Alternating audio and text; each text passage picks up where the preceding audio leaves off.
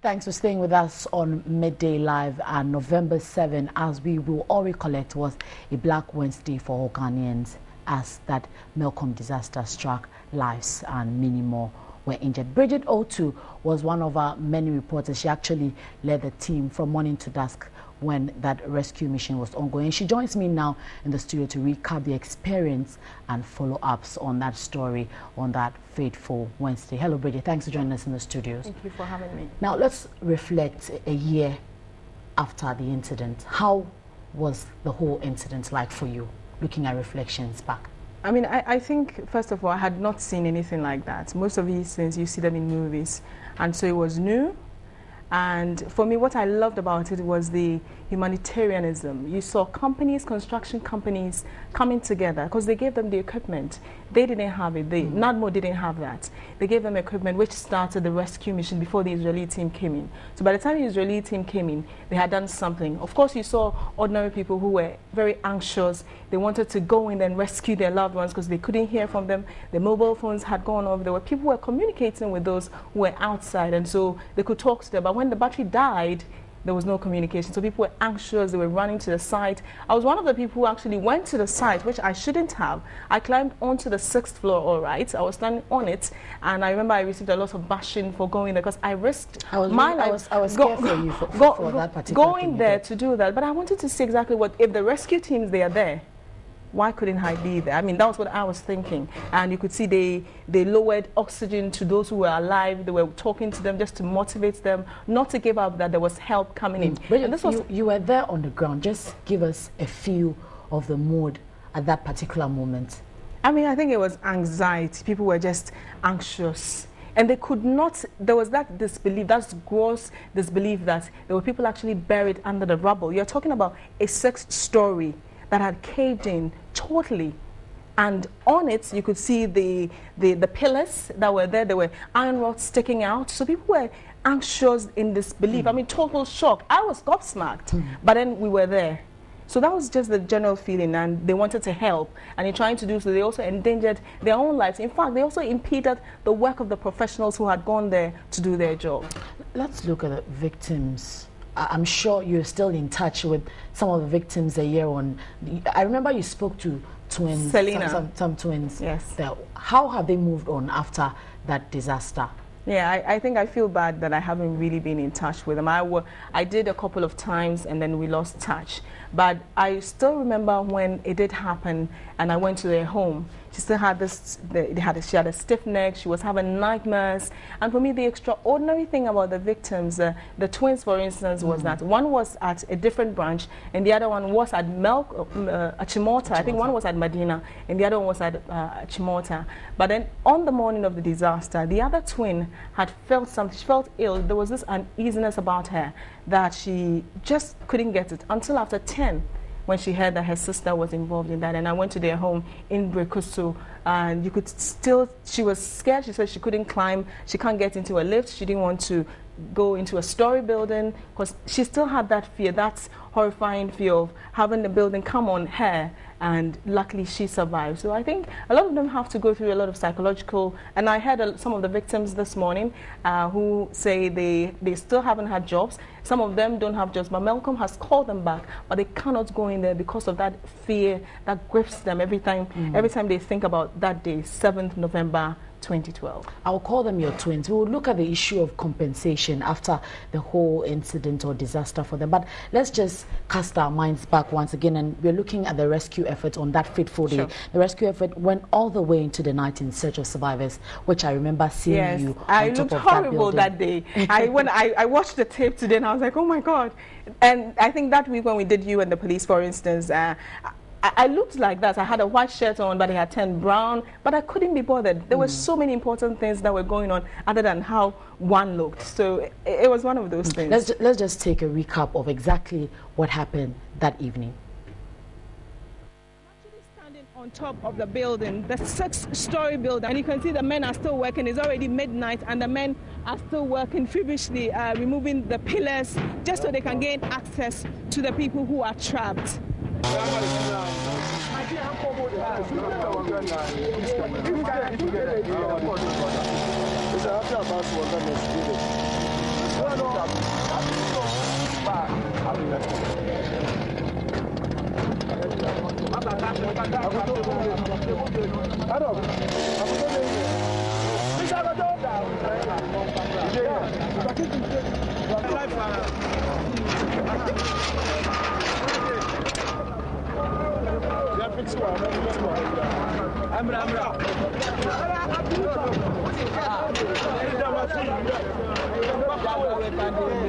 So you are digging all the way down to the 6th floor. The 6th floor.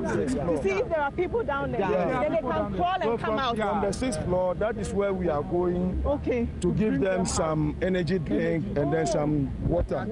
To quench their suffering. How many floors? 6. 6. Oh, okay. Yeah. So you're almost there. Yeah, that's you're on the last one. Oh, okay. So those who are trapped in there will crawl to this place and you can get them. Our guys here will crawl to the other side. Oh, okay.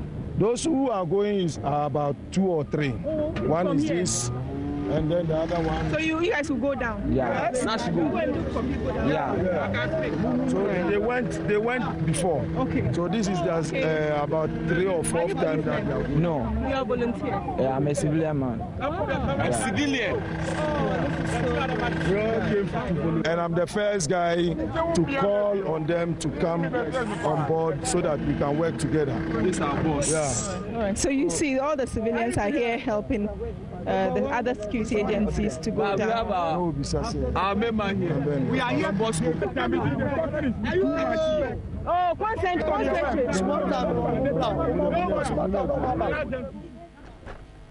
Right, so Bridget O2 there on the ground also. I'm sure you contributed your bit to that particular one. But a year on, we'll come back to Bridget to tell us more about the rescue mission from Israel and here in Ghana, efforts made. But the collapse site of the Melcom building could best be described as ground zero. A year on, my colleague Odile Ofori visited the site this morning and she brings us updates on that particular report.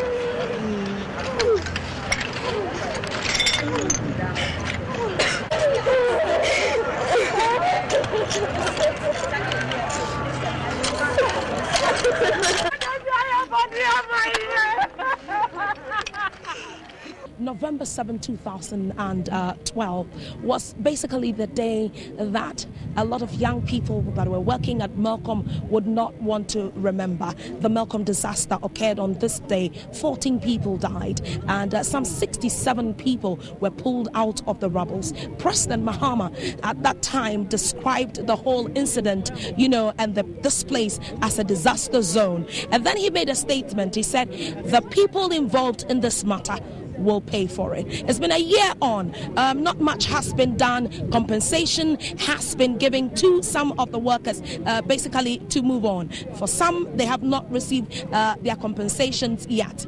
Today, all workers of Melcom who were there on that day decided to gather, lay wreath, and also remember basically their colleagues. So we're here to speak with one or two of them to basically find out how they're remembering the day and exactly what they have been up to. Good morning. What's your name and why are you all gathered here today? Good morning. Thank you. My name is Jennifer Atto. I was a cashier at Melcom. We are gathered here to pay our last respect to the dead for the Melcom disaster last year that happened. That's why we are here. On that day, where were you and what were you doing? On that day, I was leading praises and worship that morning here. And around 9:45 a.m., all of a sudden, what we could see was the building has collapsed.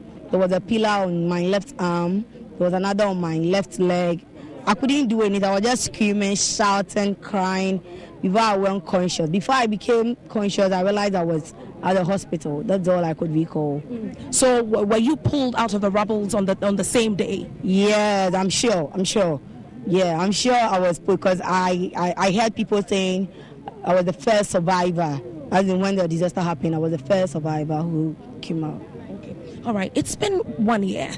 What has been the compensation package that has come to you and also that you have heard other colleagues receive? Oh, I would say everyone is done with his or her compensation.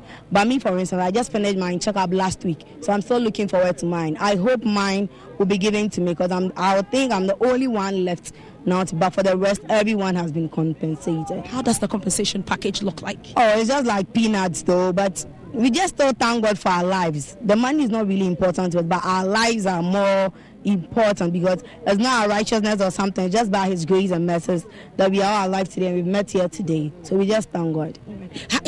Today, I'm sure it would have been obvious that Melcom workers should have been here to celebrate the 1 year with you. Have they come here? Have you heard from them in any way? Melcom, I don't really want to talk about, but Melcom as a company, and we've been as former staffs of Melcom, at least they should have called us to even check on us, or even today being the anniversary, at least give us a call to let us know that maybe they care about us or they think about our well-being. We've been at Joy FM, even whilst we were speaking on radio, we were even expecting the director of communications who were speaking to even say congratulations or happy anniversary to those who are alive, but nothing. He didn't say anything. It was only our assistant manager who, God being so good, he didn't die, Mr. Ephraim. He was the one who called to our leave, which was a happy anniversary. Aside that, Melcom as a group, never and ever. I don't think they'll even do it. I'm not sure. They won't do it. Me, for instance, God being so good after the incident, I'm now a student nurse. I'm in nursing school, so being trauma, psychology, I psych my own self. I just thank God for that. Exactly how has been the psychological impact on this project? Day in, day out, when I get the flashback, I'm unable to live alone. When I'm in the room alone, at times, even at night, I will stand up and start running, and for my parents to catch me before they will let me know, hey, what is going on? What is wrong with you? Before I will be stable. The Ghana Institute of Engineers basically set up an 11-man committee to investigate into the structural defect of the particular building and also to find out exactly what should be doing. Nana Boedu was the owner of the building. It was a 6-story building that collapsed. He himself and an AMA official were arrested. It's not too clear exactly what has happened to them after the whole disaster. About 3 buildings owned by Nana Boedu in the vicinity were also asked to be vacated, as President Mahama promised that the people involved will pay. It's been a year. We still hope and wait for such people to pay for exactly what happened. Well, from when the Melcom disaster occurred a year ago, 7th November exactly, Odile Furi, TV3 News. Thank you so much, Odile Ofori, for that in-depth update on that Melcom disaster exactly a year on. And this was taken in the morning, interacting with survivors and victims also of that. But I still have Bridget Otu here in the studio. We're still talking about the rescue mission. Very soon we'll be speaking with Billy Anaglate, who is the Deputy PRO of the Ghana Fire Service, who formed part of the rescue team, aside others like NADMO and the Israel team that came down. But Bridget, in your own estimation, looking at the rescue team or the efforts, in your estimation, would you say that we did enough? Fantastic. I think they did so well. I was impressed, honestly, even before the Israeli team came in. But I think the Israeli team also added on to it because you have a team where we're using manpower, machinery, very heavy machinery. But when the Israeli team came in, they were more, I mean, they are technologically advanced. And they had these strings. I remember they had these metals that they could just, what is it called, pipe through the rubbles. And you could tell if someone is breathing or not. And they brought Max. Max was the dog, and the dog could go in there and come out. I think when the dog comes out, and that story was covered by Komla Kluche. Okay. And when the dog comes out, and if there are people dead, it tells you, and the number of people, the dog lies down and communicates with them. If the people are alive, the dog just jumps around, and you could tell. And I think they added up. But I think the rescue team did very, very well, because I'm sure the anxiety that people had was that, are we going to kill people? Will the rescue team even contribute further to the number of people who would die because of how they go about it? But I think on this occasion, I think they did tremendously well. But I'm sure there's more that we can do as a country. Do you think we are prepared enough? I'm not saying something like this should happen to us again, but should it happen, are we prepared enough as a country to rescue? That's a big question. I hope we get people like NADMO, the AMA boss, because NADMO is always crying they don't have money, they don't have equipment. So that's a very big question, I doubt. But the other thing is prevention. I remember when this happened, TV3, we took it upon ourselves where we were exposing buildings that had huge cracks in them. I mean, I think Nanaba went to Tema to do the White House, and even the residents, the occupants of the building, didn't want their faces to be shown because if their landlords saw them on TV, they could be evicted. They had nowhere to go. But that's the sort of story that you need to put out there. And I remember that the church Komla followed up. Absolutely. Komla went to Sujamai JHS where NADMO had actually told them that it was disastrous. They shouldn't be there. So they had to evacuate the boy and assemble all of them in in an assembly hall. We did Ghana Water Company at Dansuman. And so we took it upon us. So prevention is the key. But as a media house, what we can do is to expose it as we're doing. Now, the onus actually lies on the authority, those we have put in power to act. I'm tired of hearing that the wheels of justice grind slowly. Yes, it does grind slowly, but someone has to pay for it because 14 people died. 67 were lucky enough to be alive, but who knows what they are living with as we speak. And the president says he's going to make sure they pay.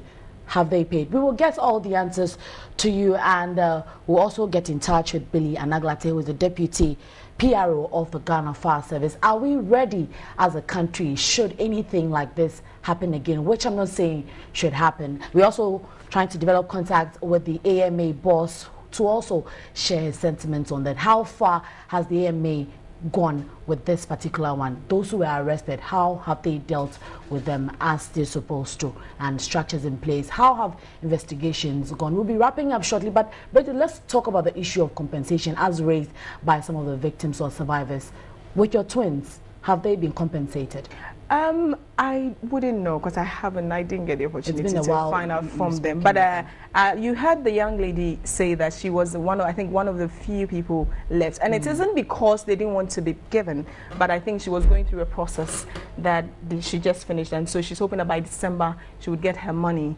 But of course, it's woefully inadequate. I remember the local government ministry made some donation. There was actually an account that was created. I think what we should find out is what has happened to them. Did they get more than the 1,500 cedis? I mean, all kinds of monies were being thrown around about. But I mean, it's inadequate. Like you heard the girl, they are just happy to be alive. No, it's not so much about the money, but they are happy to be alive. But as the media, I think we should just find out who has what. What is going on?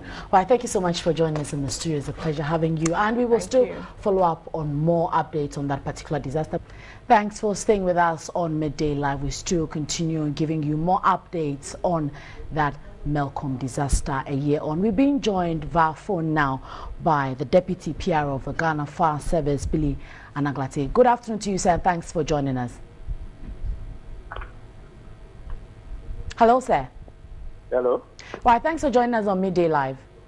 Okay. Now, following that disaster exactly a year on, what lessons would you say that we have learned as a country?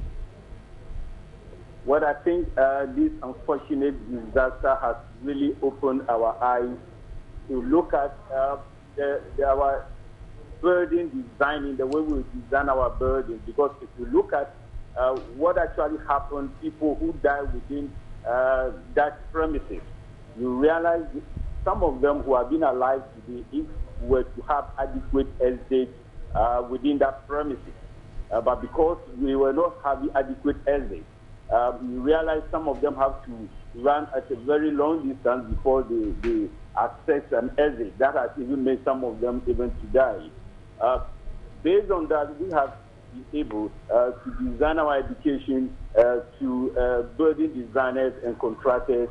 We'll be able to let them understand that it is important that before you design a building, you should take into consideration the occupancy load of the premises as against the number of exits, the positioning of the exits, the width of the exits, and then that will determine the escape distance from a place of work. When somebody is working within a premise, the distance that the person would use to access an exit should all be taken into consideration. Apart from that, we also look at the structure integrity, the type of material that are used to construct these promises should also be taken into consideration. We also look at directional signs. There are certain commercial promises you get into. Even today, you realize that there are no directional signs as to direct people, visitors, and then people within the premises to know that in case of any emergency, this is what I will assess an exit, to also instruct people what to do in terms of maybe probably fire or any other emergency, that not to use a lift when there is fire outbreak. So based on all this, we have been able to intensify our education to ensure that people understand. Those who even for the first design the building should also understand what they should do. So we even let them understand that even if you are going to build a single room for somebody to occupy, that single room should have a minimum of 2 exits. That is, there should be an alternative exit in case the main exit is blocked. So well said, Mr. Naglate. But we have raised. Mr. Naglate, well said with the ongoing education and all the measures you've put in place. But one thing that also draws attention is the checks on these high-rise buildings. This time it was a collapse. Next time it could be fire. What measures have you put in place in terms of checking? I didn't get the question. I'm asking, have you checked all the high-rise buildings in the country? Have you gone for checks and monitoring as we're speaking? With education ongoing, of course. Yes, exactly. That is what we've been doing for now. We have quickly formed up a team solely for high-rise building, and then it is ongoing. They are moving from one high-rise building to the other to ensure if certain facilities, safety facilities are put in place, if they'll be able to train their people within the premises, people working there, into safety officers that will even assist people in case of any emergency to ensure that evacuation procedures are followed. If they'll be able to have directional signs and other things in there. We also look at occupancy level that like I talked about. So we have a team that is moving from one level to the other to assess all these high-rise buildings and to make recommendations. Right, and would you say that we are prepared, especially for the parts of the Ghana Fire Service, should any disaster occur now? Hello? Are we prepared as Ghana Fire Service should any disaster occur now? Yes, exactly.